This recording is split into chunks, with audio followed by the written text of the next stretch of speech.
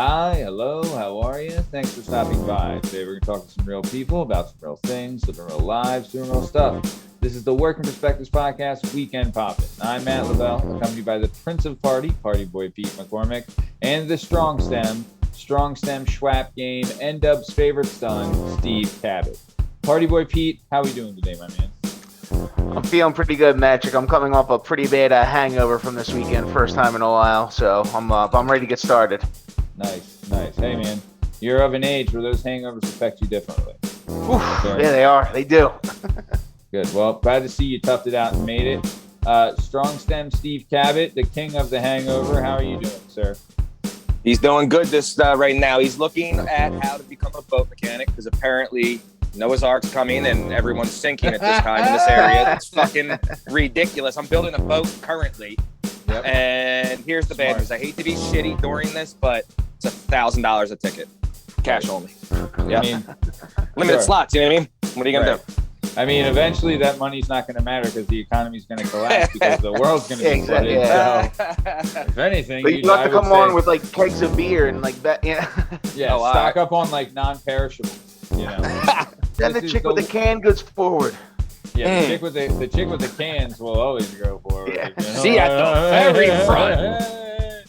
Okay. So, all right. So this is the Working Perspectives Podcast, Weekend Poppin'. You can find all our content and all our stuff on all podcast platforms and YouTube at Working Perspectives Podcast. You can hang out with us on Instagram at Working Perspectives Podcast and join us on the Twitter and the TikTok at Working P Pod. If you'd like to be a guest on the show and think you have the chops, the gajones, the stugats to be on the podcast, then just email us at workperspectives@gmail.com. All right. Well, this is the start of the show. Let's get this started. Let's go. It's our objective to be effective by voicing societies. Working perspective, exploring your day and how you get paid. Launching a new episode every Tuesday. Your day can transform while we inform with new episodes available on every platform. So check out our vibe and how we get live. Then do us a solid. Share and subscribe. We're just sharing. We're just sharing. We're just sharing. Working perspectives.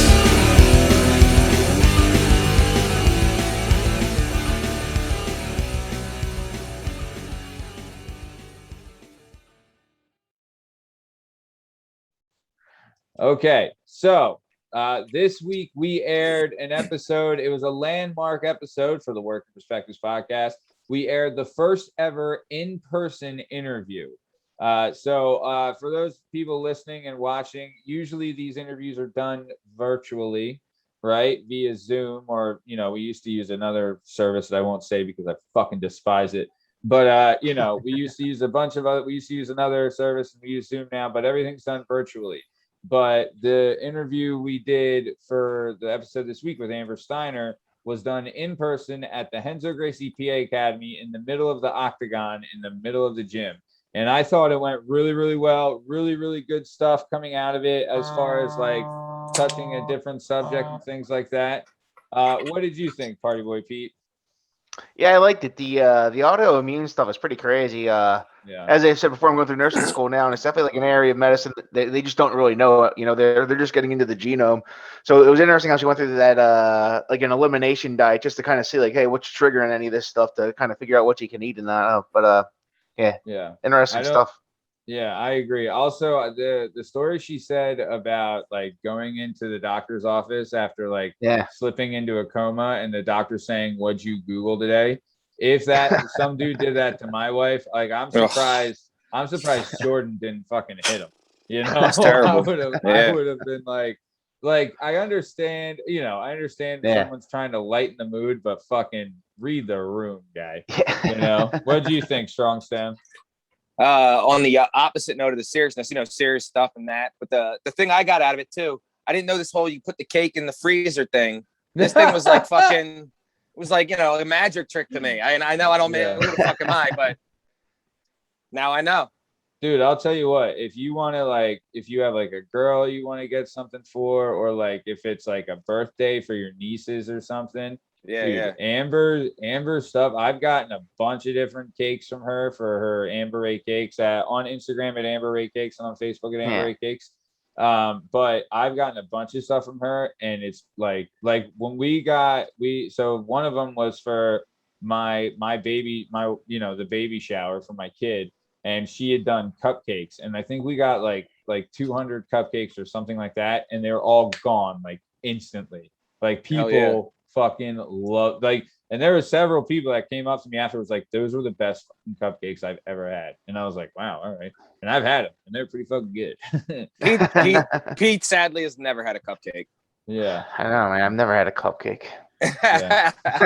Now, here's the other thing, Matt. Was I a little confused and a little distracted by your Dr. Evil? If Dr. Evil was a mob boss hand play all the time with the fingers and shit. I was like, what is this guy gonna do? The Wanderlei Silva next? He's gonna roll his wrists around. I didn't know. Yeah, dude. I don't know what to do with my hands. I didn't know what to do. He just like holds it up the entire time, like. Yeah, it was like I didn't want to sit Dr. with Evil was a mob boss. I didn't want to sit where either, like if I had my hands down in my lap, like you couldn't see them, right? And then it would have been like weird. So I had to keep them where you could see them, but then I didn't want to be like this. I don't know. It was like it took a while. It took a while to get comfortable, but whatever. I noticed. Yeah. Listen on Spotify. I didn't even notice it. Yeah. No, it was. I feel like the YouTube content came out pretty good, but like it was honestly too. It was cool in the cage like that. I really like the setting and how we did it, and like you know, hopefully I want to work with her again. Wink, wink. That hopefully she could get something. I would love to do an autoimmune show with Amber too. But no, even just like finding out how to work all that with like the mic, and we used the webcam to shoot it, and it was like wasn't that difficult. So when we do like our watch alongs and things like that, I think that's how we're gonna do it. I mean, hopefully it'll work out, because the camera quality wasn't terrible, and it was just a stupid webcam, because it doesn't have to be fucking the best ever, But yeah, man, it was, I really liked it. Really happy that we could air her stuff, because she's, like I said, as far as like the autoimmune, right? She's made that like a life mission for her, So really happy. Oh yeah, you can tell. Girl knows her stuff. Oh, dude, she's like all over it, and like really happy we could let her share her stuff and like get the word out on autoimmune, because that's a big thing. Plus, too, like honestly, I wouldn't be surprised if we all have some autoimmune shit, because I know, like, I think we all like our lunches at school, like we had like like wasn't a day we didn't have juice or soda. You know what I mean? Like, so we all got some shit we got to deal with. But okay, but let's keep it moving. You two assholes were eating juice and sodas. I wasn't allowed to eat. Hey, we all cut weight, pal. All right, I don't want to do it. There's levels, but I hear you. I cut one. Okay. There's that time I lost 13 pounds in 1 hour. Yeah. Hell yeah. There's that time I went from 189 to 145. No big deal. Yeah. So either way, so Amber's episode available now on all podcast platforms and YouTube at Work Respect This Podcast. Really good numbers, really popular, got a lot of really good feedback on it. Really excited we could do that. Good. But I was excited for that show, boys. I think we're all excited for next week's show. It's first part of a 2-part series with former Navy SEAL Sean fucking Day. Now that's right. We all recorded this one together. This was a 4-hour recording session that we broke into 2 shows. This show is awesome. Like, this is gonna be good. Like, I'll tell you what, I thought Nick Galante's episodes were some of our best stuff, and I think this is right up there with that. This was so freaking good, man. Oh yeah, so good. And I was editing it, going through everything. Like, I'm really excited for this. Pete, I know you are. What do you think? You ready for next week or what? Oh yeah, well, I'd known Sean for a while. I didn't realize that Sean was a brainiac like he was though. Like, I knew that he was like a beast, like in athletics. And not that I thought he was a dunce or anything, but I didn't realize how far advanced he was. Oh yeah. Yeah. Oh yeah. Really smart. I didn't know, like, dude, he was like one of the smartest kids in the school. when he was there. You know, I was like, damn. You know what I mean? Always was very smart. Yeah. And he's that guy for me. He's that guy for me for my kids. He came to wrestling practice twice when he was home during his active duty, right? Wanted to come work out in the room. So my kids, this was the greatest ever, because I always tell people that I had this Navy SEAL kid I grew up with my whole life, really close with, right? People are always like, yeah, this jerk off, because ever since the SEALs thing came out, every dickhead you meet's got a buddy who's a SEAL. They tell you, you know, it's like the fucking typical bar banner bullshit. Yeah. Your cousin knows a guy, but you act like you're so close. Yeah, This kid I watched grow up in his house, like saw who he became, you know, blah, blah, blah. Yeah. So I tell my kids this guy all the time, and they're like, yeah, all right, coach. Yeah, Coach Cabot's a whack job. We don't even pay attention. Anyway, let's talk about wrestling. You know, he doesn't have to be saying he has a Navy SEAL friend for them to think you're a fucking whack job. Right. But this just adds to it. Then all of a sudden one day he comes in and everyone was like, you know, Sean's a ripped kid, can hold his own, wrestled, and then also, you know, did a lot of like jujitsu and Muay Thai and other things during it. Yeah. So Sean was like, he was slamming kids. I was like, whoa, not so hard. Easy. He's like, Easy, they're minors. Sean. They're minors here. Remember that. Yeah, you killed people with your bare hands. They're minors. Yeah. Yep. Yeah. I'm like, you guys don't ever talk to me bad again, because I'll call this motherfucker. I swear to God. And he went to sniper school, so you'll never see it coming. Yeah. His stuff, dude. Don't run, because you'll just die tired. Yeah. He gonna get you. Oh, that's so good. Dude, I'll tell you though, his whole story. Also, I love like what he's doing now with the Neptune Farms, where like, and we'll talk about it on the show, but I think this is fucking just great. He's smart, stuff. man. He knows. Yeah, he gets it. They did like ahead of its time. And they did a study, right? They did a study on like farming, how it helps like the brain, you know what I mean? Like an emotional stress. And it helps. It's a reliever for PTSD, you know? So for sure.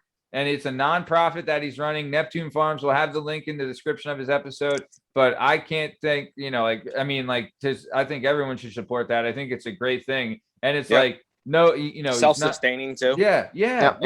And it's awesome. Important nowadays. Yeah, dude. Yeah. Talk about a kid like we all knew. Obviously, Steve and you and him were really close, and me and Pete knew him and stuff. But he was just like, I will say this, and it is like he was like, I remember my dad would always say this. He's like, the quietest guys are the toughest guys. Oh right? You know what I mean? Like if you see a strong quiet type, do not fuck with that guy.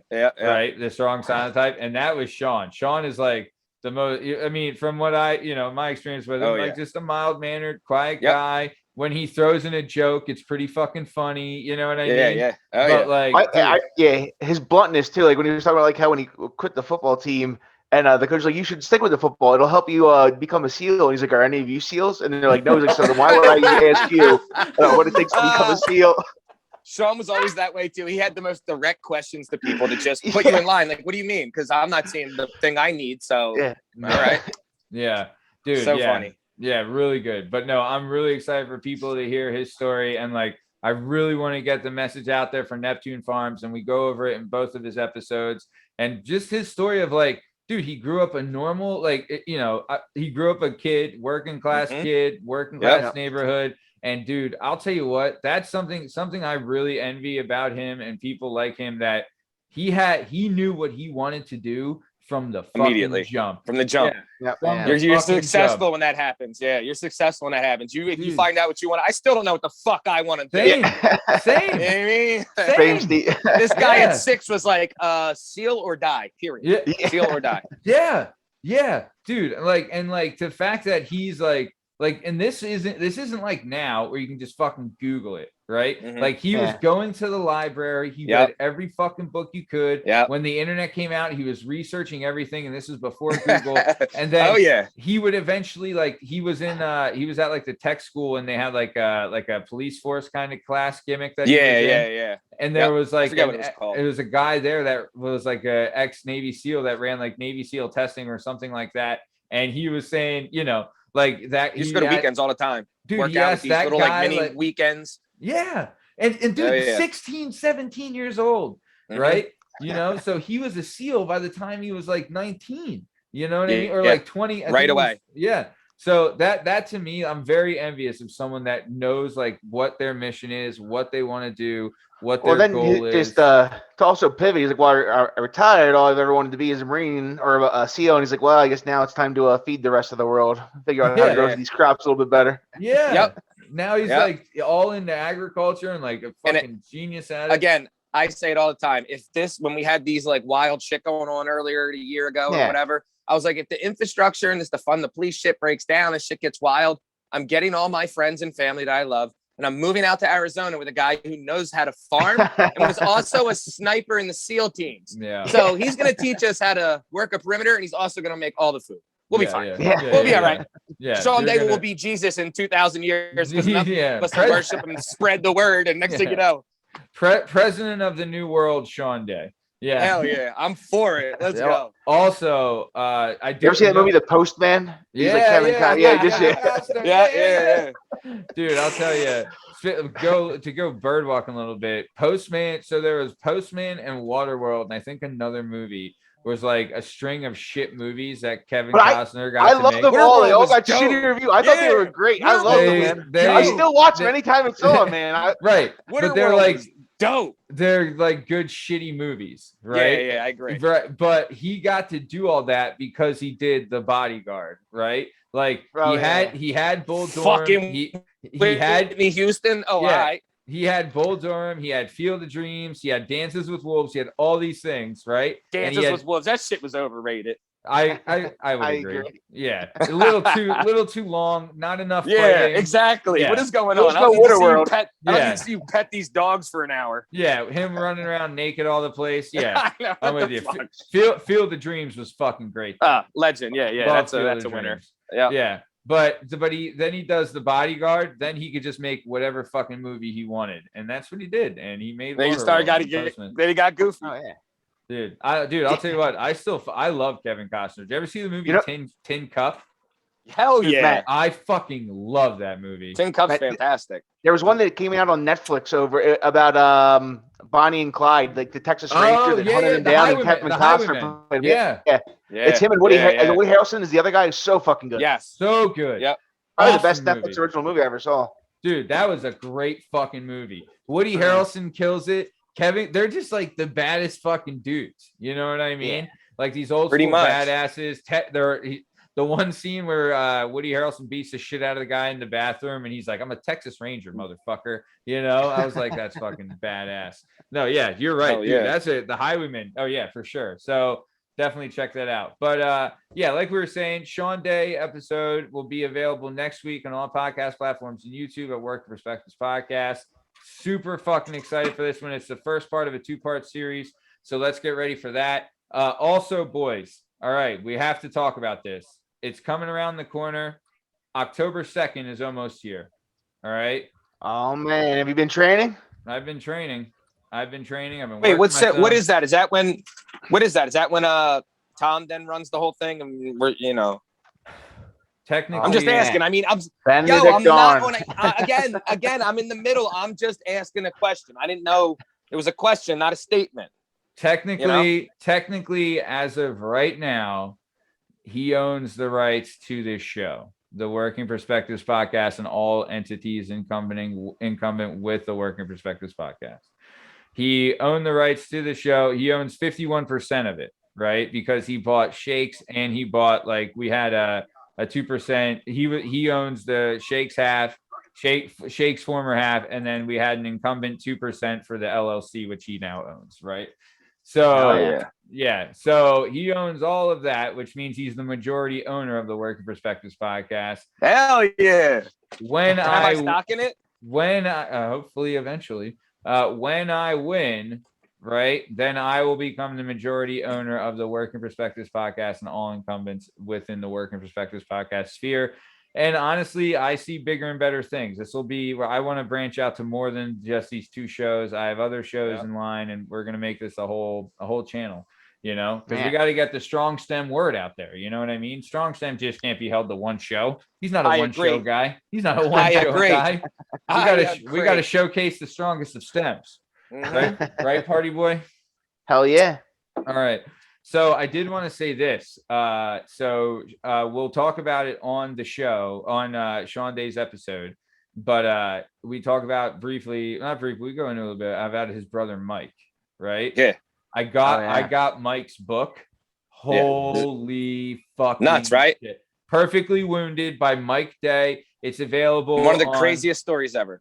Yeah, I got it on Audible, and Mike Day's the narrator of it. Yeah. It's Oh, really? Oh, dude. Yep. How long does it take to listen to it? It was like a 5.5 hour listen. Yeah. That's not dude. bad. Yeah. I might do that instead of getting the paper, I flew fucking through it. I flew through it Yeah. one day. Yeah. One day it was done. I I read stop. it in like 2.5. I was just, I was just, once you start, it's just It's a thing. so good. Okay, I might listen to it it's tomorrow. crazy. Dude, the way It's they do insane. it, the way they do it too, because the big thing about it, and everyone knows, and we'll talk about it, and is like he's a legendary. So Mike Day is the older brother of Sean Day, who we'll have on the show. Mike Day is a former Navy SEAL as well, who is a legend. Top 5 legend. Top five legend. Top 5 Navy SEAL of all time. Yeah, Legend yeah. in the Navy SEAL For community. his story. Yeah. And one of his stories is the major stories. He was shot 27 times. Also survived a grenade explosion in the same mission. Killed all 4 guys who were shooting at him. Yep. And actually got back onto the helicopter himself before he, started walk, throwing his and, shot. yeah, and walked out of the mission. Yep. 27 shots. He had 11 through the armor and 16 for the rest of the body. One of them fucking hit his nutsack. Oh yeah, ripped his nutsack open. Oh, Guy had a cloth bag for a while. He had to poop in the bag. Yeah, dude. But he was alive, and now his daughters and stuff, and somehow survived through that shit, hiding under another dead guy and shooting. Yeah.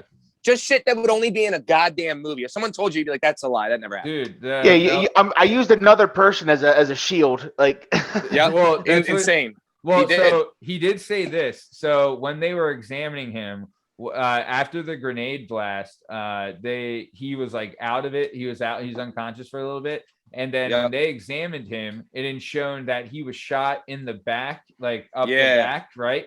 So what had happened is one of the bad guys that survived the blast saw him laying there and when he was passed out and went over and shot him when he was passed out, right? Because Mike had never shown him his back. So he was like, how did I get these fucking shots in the back? I was never shown in my back. And he found out later that the guy shot him while he was like he was laying there, thought he was dead. He just wanted to confirm the kill. And Mike survived that. And he survived the killing confirmation. Like, yeah. And then ended up fucking killing all of them. Dude, all of them.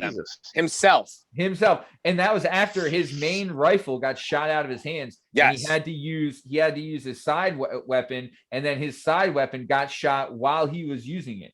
Yeah. Yeah. The story is something Jesus. that only you could hear in a movie. It's insane.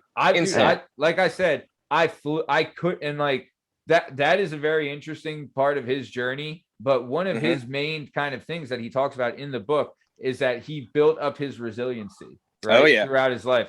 I'll tell you what, I've talked to some people that stud athlete. Mike was a stud athlete too. Oh yeah, total stud athlete, but also like a total fucking like badass, no quit, right? Oh yeah, and he even says mentally strong, strong, man. Yeah, the strongest. And he survived like some abuse and things like that. And he doesn't lie, he doesn't hold back. He talks about it in the book. And it's like, it's a very, very like, it's a very harrowing. And the lucky part too, when you see is his the body armor, that thing was only supposed to, like, he breaks it down, that thing's only supposed to, after 1 or 2 shots from those rounds, are supposed to, like, I think he got shot by AKs, which I think that's like a 5.5 whatever. It's a big round. It's not a goddamn handgun. And it's supposed to just shatter that thing. And somehow that thing took 11 and held up. So he has it framed in his house and shit. Oh shit. Also too. 11 he took it. This is 4 guys with AKs. He kicked open a door to a room. The room was like ambushed. 8 by 8. Boobied, and these 4 guys are right there as soon as he opens the door, and he said 4 AKs on him. Yeah, he said it felt like sledgehammers hitting him. Jesus Christ. Those are big rounds from a close range. Dude, imagine they were like 6-7 feet away. Are you it's unbelievable. Kidding? And he kills all 4 of them dipshits. Kills them all. How about one of them he killed during the grenade thing. He killed the guy who was trying to do a suicide grenade run. Yeah. And he was going to get all the rest of the team that guys was in outside. The hallway. Yeah. And the guy was running out to frag him, and he shot him while he was running, while he was down on his side, just like fucking with 27 fucking bullets in him. Also looking over and seeing one of his teammates dead too, laying right next to him, which is, you can imagine the psychology of what's going on at that point. Clarky, Unbelievable. Yeah, But- right. And that kid, Unbelievable. that kid that died was actually in Sean's class, Yeah, graduating I know. SEALs class. I know. Yeah. Sean, no. Oh, Yeah, really? yeah. Fucking Yep. crazy, right? Nuts. Absolutely nuts. Mhm.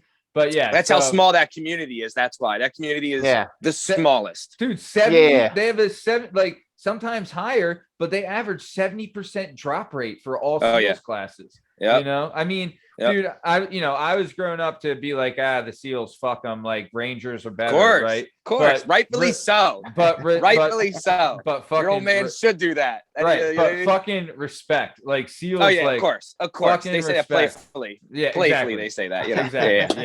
Yeah. They're just like comrades on the like. They're all on a Like I different said, level. The SEALs always laughed at when the SEALs get in trouble.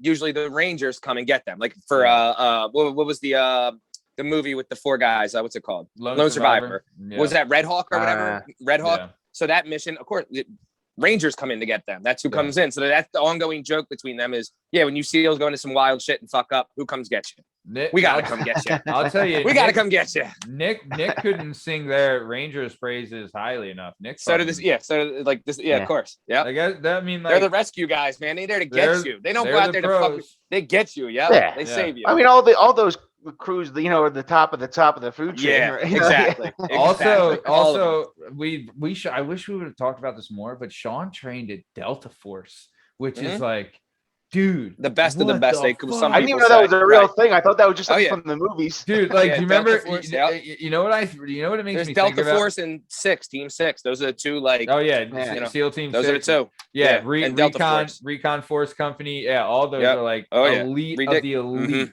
Like, when Sean's talk, like, we'll get into it on Sean's episode, but he talks about like the things like just like you can't sign up to go to SEAL Team 6. You have to qualify, Selected. and then they have to ask you. So even to be asked to be in SEAL Team 6 is a major honor. Of course. That's a huge honor. Which Sean was asked to be on SEAL Team 6. So I mean, we'll get into all of that. But dude, but Delta, like, do you remember the movie Men in Black, the first one with Will Smith? Yeah. Remember when he goes to like who was in that movie? Will Smith.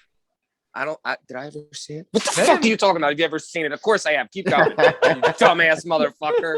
Of course I saw the fucking movie. Have you ever seen Sandlot, Steve? Yeah, what the fuck? Go ahead, keep going. Steve, there's a little movie called Braveheart. Yeah. Never seen it. Do you know? All right, we'll get into that in a little bit. But that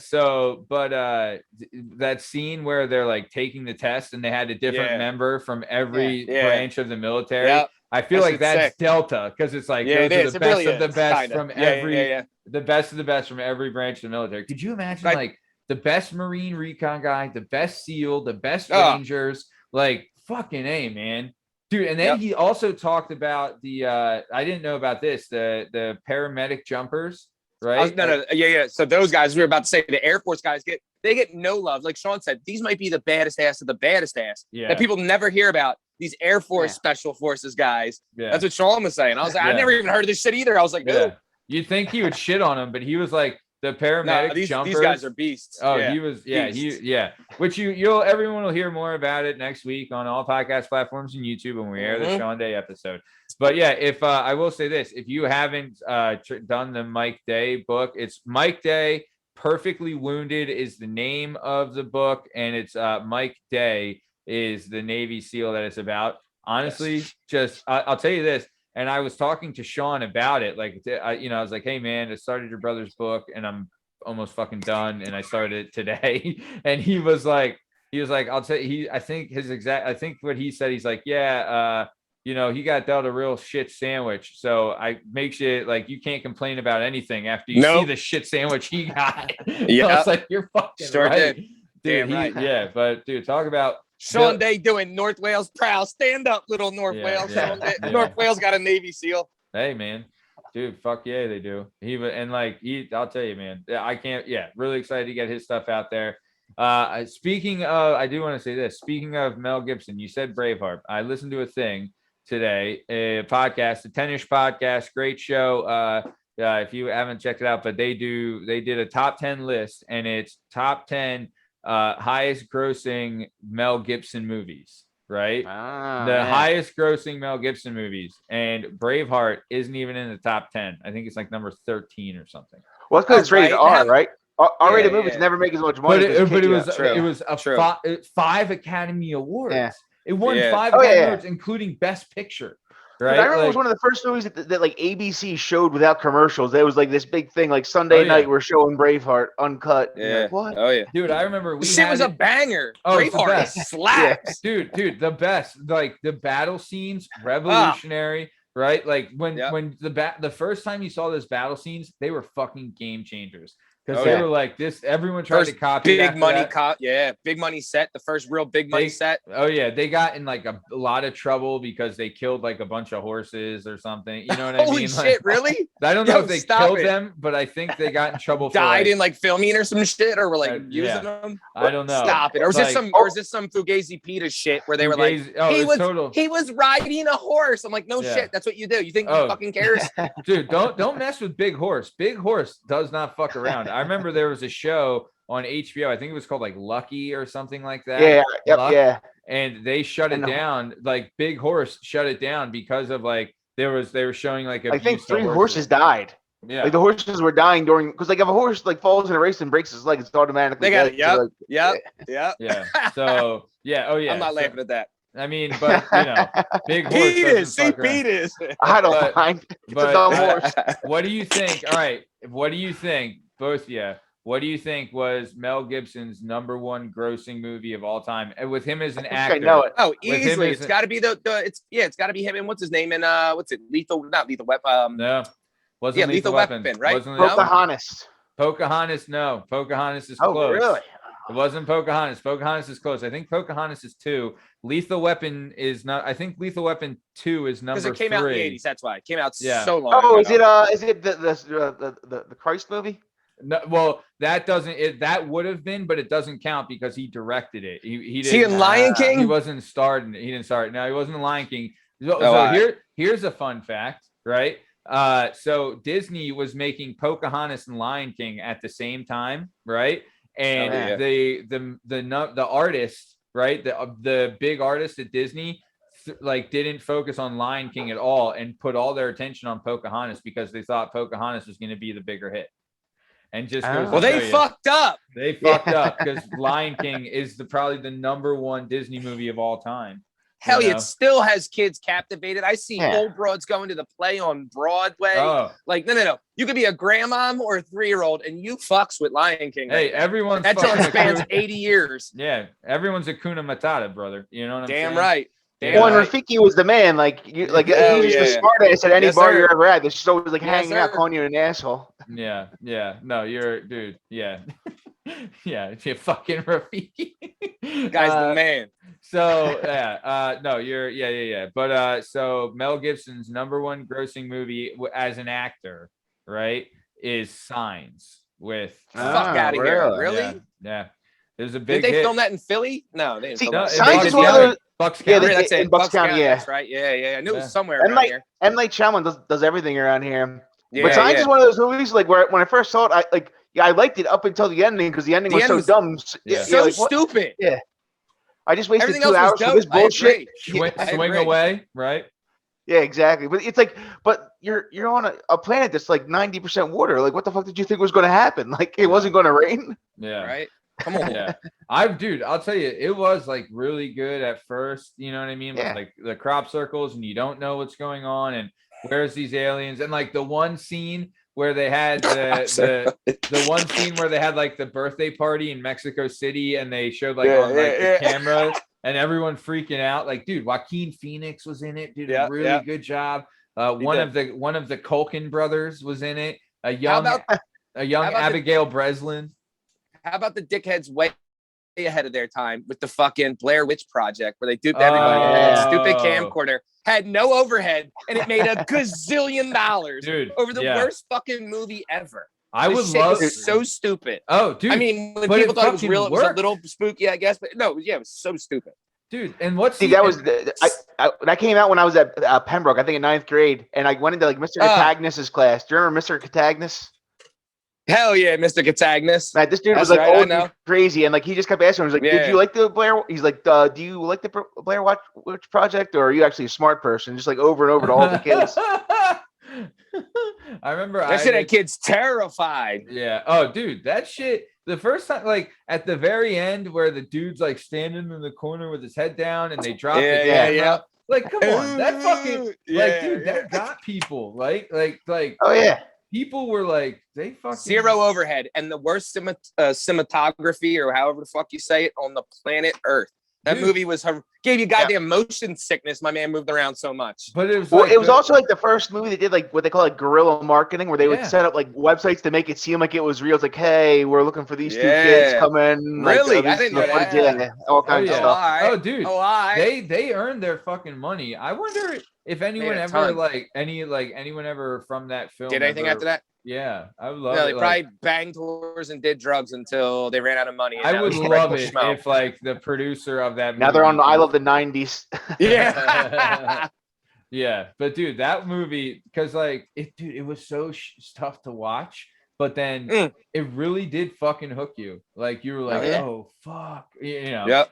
Just because it was like so, but it was because it was different. So different. Yeah, First time things ever like so different. Felt so real because it felt like you were holding. It was like a POV. Yeah. You fucking weirdos or people who whatever. But it was like it was like a first person perspective. So seeing like what was happening put you behind the scene. Because one time, oh never mind. Keep going. Yeah. See, we know you're the kind of guy that comments in the porno movies. We know that shit. Comments. You write in the comment section. You know it's you. I can't get your bike welded back together in a month. You think I got time for comments? The fuck's the matter with you? How dare you? Welding for people listening, welding my bike isn't a euphemism. He's really talking like, I'm gonna weld that bike, baby. It's not. I'm not attracted to Matt. I'm not trying to put him on some some liminal bullshit. So you say. All right, you take way too long to do your hair. I can already tell. Nope, I'm out. Too much. He's high maintenance. Yeah, what are you gonna do? Quick question. This is another question I had. What do you think was the #1 searched porn category last year? My friend's mom. You wish. I think it's going to be something like fucked cousin. Up, like it's going to be like siblings or something, isn't it? It's something fucking weird. No, it's not. It's a nationality, actually. Oh, nationality. Yeah. Indian. So I'll tell you this: Asian, I think, was like #3. I think. What's the cartoon gimmick? Hentai or hentai? Right? Yeah, hentai. Yeah. Yeah, that I think. You two noodles. Hold on. I think that was #2. That? You've never heard of hentai? Never. You don't want to know what it is. Bro, yeah, it's never heard that word before in my life. Dude, it the is fuck so is this? fucked Cartoon porn? Yeah, but it's cartoon like with tentacles, like a squid or something. Oh, it's so fucked up, dude. Oh, it's X-Men banging. No, it's like the guy's got the tentacles are all dicks, and they just let's start banging. Dude, it's the weirdest fucking thing you'll ever see. Like, so I don't need to say up, it. I'm out. I'm out already. I'm yeah, bro. It's like, dude, you watch that and you're like, God, I don't even want to jerk off anymore. Oh my god. Yeah, it's brutal. It's absolutely brutal. But no, Japanese #1. Right. Oh yeah. It was Japan. #1 in Japan, but then also #1 in the world. According total? to is that what you mean? Like the word? Yeah, that's the #1 most searched porn category is Japanese. Huh, I would have thought it would have been slut. I thought it would have been something like big boobs or whatever, MILF, All right, calm down. Don't get canceled. Steve, calm the fuck down. He looked up unsuspecting and he was like, all right, here we go. Yeah, that was number 27, unsuspecting. It's like, yes, we made it. Yo, you know what I do want to know? So I think, and I never heard it before. Okay, so the movie American Pie, right? The dude in American Pie who was also in like Harold and Kumar Go to White Castle. Stifler? No, not him. The Asian dude. He was also in Star Trek, right? Yep. I forget his name, but I know you're talking about. I think he was the one that originated the term MILF, right? It's definitely what made it popular. I think it was like always around, but that's like when it was when your parents knew what it meant. Dude, I agree with Pete. I think it blew up out of there, but there's some asshole that was saying that somewhere at some point. Pete, Google the origins of it. Like, I mean, I don't know. They definitely made it popular, but it makes sense. But I didn't think it was around before that. I thought he originated. Now, if he did, I'd hope he gets some fucking royalties to that. because that ain't shit getting is that. fucking You ain't getting that. everywhere. Who made that movie? Who made that movie? Disney? No way. American Pie, dude. American Pie had a dude fucking a pie. That was hilarious. Dude, when you first saw American Pie, like the first scene, fantastic. The first scene where the Movie was dad walks hilarious. in on him, fucking spanking it, like, dude, Yeah, great, so flick. funny. That So that funny. flick was really like that flick was a massive hit as a movie. Oh yeah, massive hit. And it was like one of those things. Like I feel like every generation has like their teen kind of movie. Like Risky Business was one, and Porky's and all that. What was the Breakfast Club? Breakfast Club. Oh yeah, right. Yeah. I think American Pie was like a new. I would put it around there. Yeah, that was definitely that type of movie. Yeah. So apparently this was actually like it may have started in academia. Linguist Laura A. Sutton states that MILF was one of 9 terms for attractive women collected from undergraduates at a large linguistics class at Berkeley in the spring of 1992. Yo, fuck them Berkeley dorks. They're not taking fucking credit for slang now. Tell them to stick to like fucking stews. Aerospace engineering. I don't need to hear their linguistic bullshit. Suck my nuts, Berkeley. Yeah. Well, I think they were probably just talking to the undergrads that were partying at all the. Yeah. What do you call chicks these days? We're doing a study. Dude, I'll tell you. He's like, I'm trying to bang my buddy's mom. She's a MILF I'd like to fuck. Dude, that is. I'll tell you. When they said that, everyone was like, "Oh yeah, we know exactly what you're talking about." There's a term for every it. kid over 15 years or however, once you learn, you know, chicks looking around, going, "Yep, I got that one." Everyone exactly also, you're talking about. Everyone also too thought of their friend's mom. That is the hot mom, right? Damn, Matt, well, you're a terrible friend. I never thought of any of my friends ever. You're a fucking lie because we've talked about one. We've talked about a couple. Allegedly, motherfucker. They know who they are. Allegedly. All right. I'll tell you what. I actually, one of my buddy's mom's mom actually heard me like saying that, like heard me calling her that. Oh yeah. Yeah. That's how, we have a couple moms that in the neighborhood that did that knew that too when they heard it. They in front of them talking about them. Yeah. But like I did it like I didn't know she was there and I was like going off like your mom's so dude, the shit out of your I got the Joey Radisoni got me the worst. One day Joey's there and I see Joey and he was walking away from his mom. I'm like, oh, Joe, your mom's looking really hot right now. And he turns around and goes, Mom, Pete said you're looking really hot right now. And I was like, oh man, I'm never gonna. Yeah, Mrs. Rad is all right. I'm Mrs. Rad. Well, I was more just like busting his balls, like, oh, it was like your mom thing. Of course. And I didn't expect him to turn around and just like tell her right there. Blow your spot up. Yeah. Yeah, deer in headlights. I was trying to make you look awkward and you flipped the script real quick. Yeah. Yeah. I think I said something to like Joey, like I think I said something like, dude, I love that wagon your mom's dragging one time, and he got so fucking mad. Yeah. He was like legit like fucking pissed. And I was like, dude, it's just a joke, but hey. But no, fucking shout out to the Rads, all of them. They're all cool. Nice. So all right. So looks like, boys, we're coming to the top of time. This one really fucking flew by today, huh? Yeah, really got into some good stuff. We didn't even get to talk about some shit that we didn't want to talk about, which is nice because I didn't feel like fucking talking about it. I didn't want to talk about it either. Shit I didn't want to talk about. Yeah. Really had some shit we didn't want to talk about. And you know what? Do we have time not to talk about it? Because I didn't even see it, to tell you the truth. I just saw like the highlights and I was like, gosh. Oh, I mean, yeah, like the fight. It's just at the end of the day, like I was kind of worried about this with Woodley because Steve was a testy. Like he can be a bit tentative, but in MMA he always wins because he gets one takedown. But he was talking so much shit. Yeah. Oh my god. Like, everyone complains about that in his career. Like his thing was, if he's always waiting for the big counter punch. Yeah. Never happens. He's super explosive, and when he couldn't get it, because he never really did get it, a couple times he did. When he does, you go to sleep. But he would usually then use that as a setup for his takedown, grip you up, pull you to the ground. Obviously, primarily a ground and pound guy. But when I said I heard, again, he was in wild card at one of the most famous gyms on the planet for over a decade. So when you see him hit pads too, his pad work, you can tell he's been doing it a long time. But he wasn't right? like, what's his face, right? He looked like a dickhead when he came out. I was like, oh, he's going to get, right when I saw his stance and he got real low with the weirdo thing in the beginning, I was like, here it goes. And Jake can move. dude. I mean, Well, and Jake just let him outwork you. Like at the end of the day, like if you're gonna lose, don't let the guy outwork you. He you know? got like, fucking rocked, and Yeah. Woodley kind of just chilled there. I was like, "What are you doing?" So what do you do? Yeah. well, it was punch this. the It was shit out of this. him at It that was a split decision, right? Didn't he win split decision? I had it. If it's the 8 rounds. I had it for me. I had it 5-3. It was an 8-rounder. Yeah. I had it Oh, 5. good I had it 5. good I on had it 5. fucking Paul. Damn. I had 5-3, Paul. I had it 5-3, Paul. Now, if you were going in a fight, obviously T Wood did more damage. He landed big, hard punches. When he did hit him. He hit him hard. Right. He didn't really do shit to Woodley, but you're not going to get it. You're not going to get it 10-8 unless you knock the guy down. Yeah. In the sports sense, he absolutely won that match. Absolutely won that match in my eyes. Absolutely won that match. And and Woodley never capitalized on any. He didn't do shit. No, he just hung out and got paid. That's all he fucking did. He hung out and got fucking paid. He did hurt, just like the last dickhead who didn't even train. Didn't even fucking train. Shut up, all fat and shit.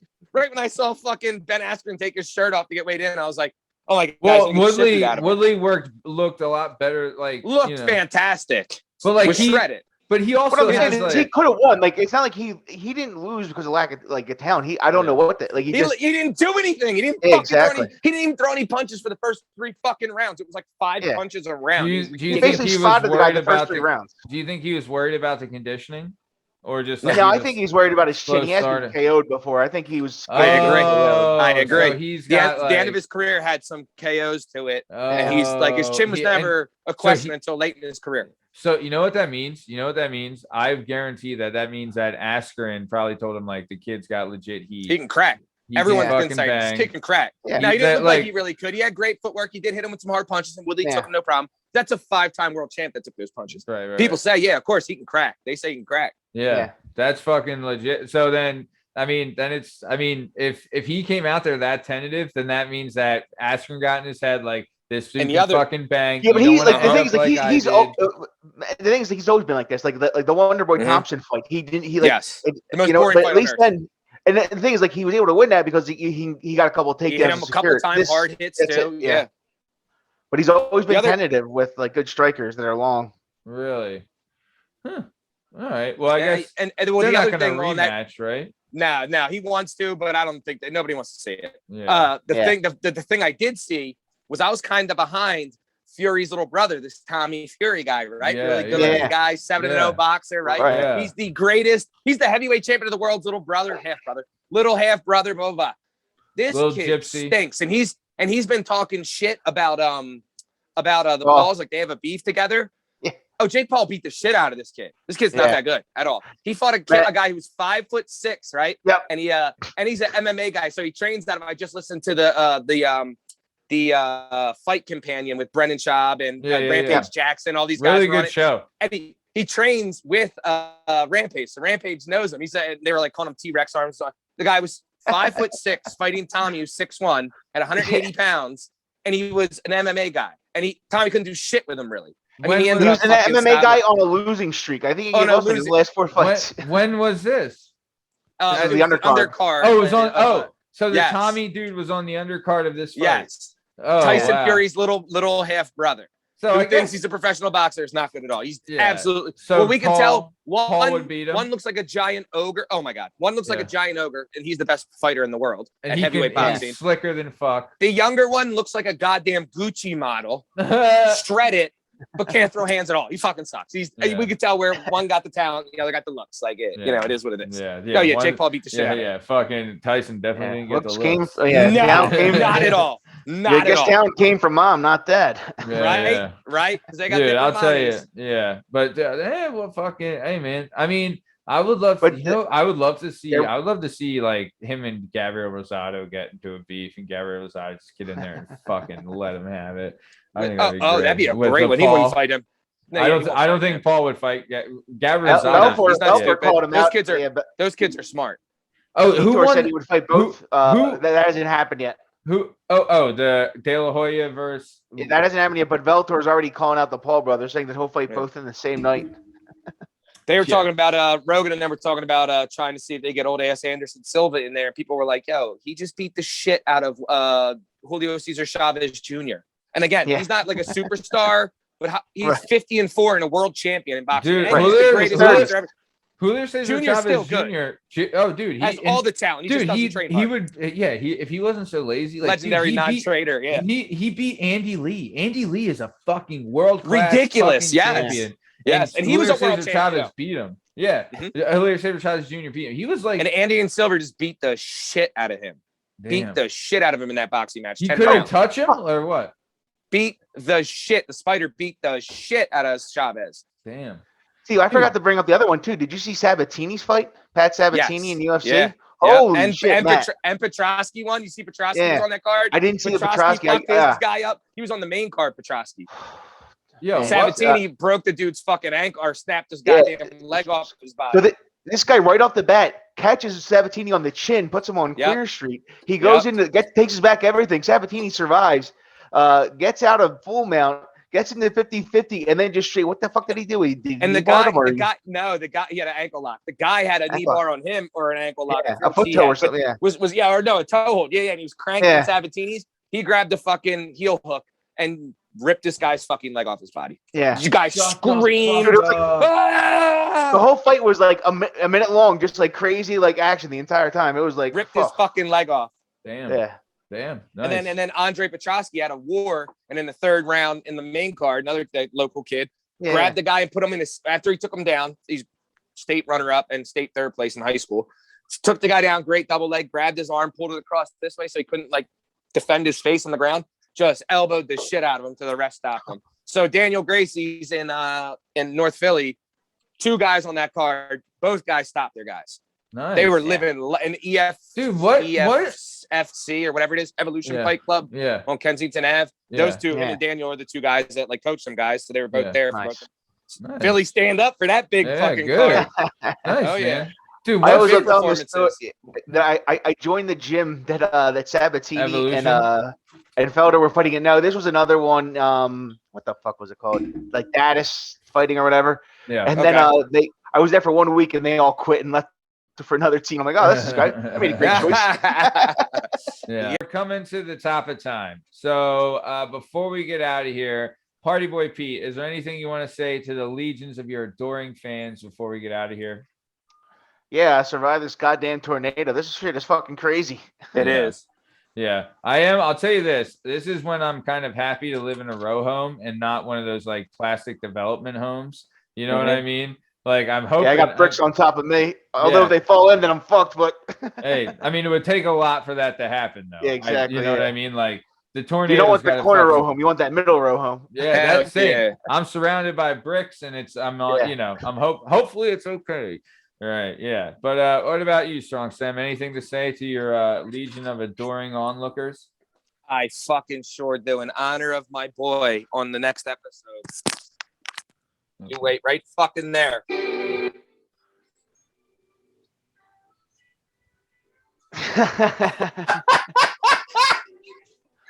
See by the dawn's early light, what so proudly we hailed at the twilight's last gleaming, whose bright stripes and bright stars through the perilous fight, for the ramparts we watched were so gallantly streaming, and the Romans red glare from those bursting in air came through the night, that our banners still there. Oh, stay does that star-spangled banner yet wave? Oh, land of the free and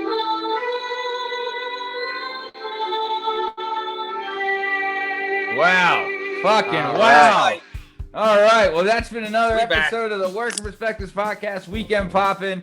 You can find us on all podcast platforms and YouTube at Working Perspectives Podcast. You can handle us on Instagram and at Working Perspectives Podcast, and you can join us on the Twitter and the TikTok. at workingppod. If you'd like to be a guest on the show, email us at workperspectives@gmail.com. Fucking A, Cabot. That was a fucking send-off. God damn it, I love the National America. Anthem. Nothing gets me more fucking hype. I know, yo. It's the I was in fucking there best. twitching. I know, right? Let's go. Yeah, I felt like yeah. screaming play ball or some shit. Fucking A, man. All right, well, this is the end of the episode. Have a good weekend. Thanks. See ya.